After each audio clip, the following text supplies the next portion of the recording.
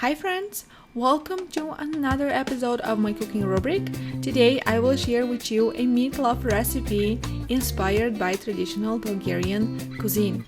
Before we go further, if you are interested in such videos, then please hit that subscribe button and let's begin cooking.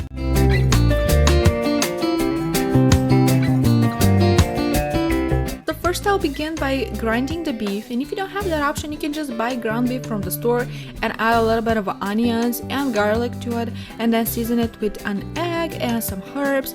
And I will leave a full list of ingredients and proportions in description, so be sure to check it out. And then just mix everything together.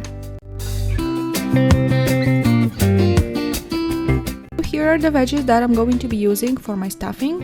However, if you prefer something else, you can definitely substitute.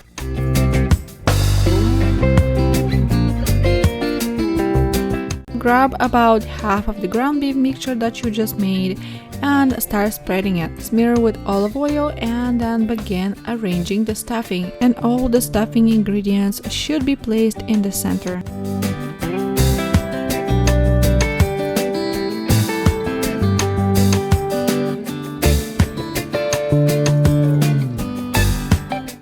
It's time to form the roll, and when you start doing that, the basis is most likely going to tear, but don't worry, that is totally fixable. Begin shaping and gently squeezing with your hands. The roll cannot be too thick or too thin, so you have to find the middle ground.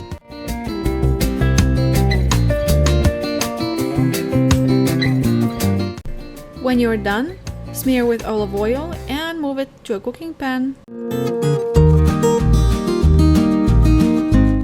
To add some potatoes in the pan because I want to make potato sauce to serve the meatloaf with, and you don't have to do that, you can totally skip that step. I'm also adding fresh rosemary and a bay leaf. Make sure to take this out halfway through the cooking because you want to avoid bitter taste. Sprinkle some salt and then add about 1 cup of water. Now you want to be careful with the water, you don't want to add too much. Cover with foil, make sure that your oven is preheated at 350, bake for about an hour, and then for the last 10 minutes remove the foil.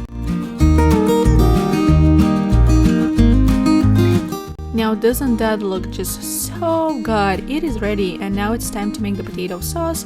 You can mash them or you can blend them like I will with a little bit of mascarpone cheese and a little bit of milk. You can totally skip that, but I do think that the sauce will complement the meatloaf very much.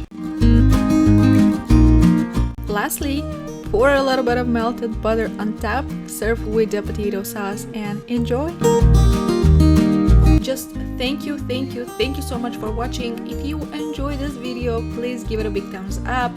Consider subscribing to my channel with the bell on so that you get notifications every Friday when I upload a new video recipe inspired by traditional Bulgarian cuisine.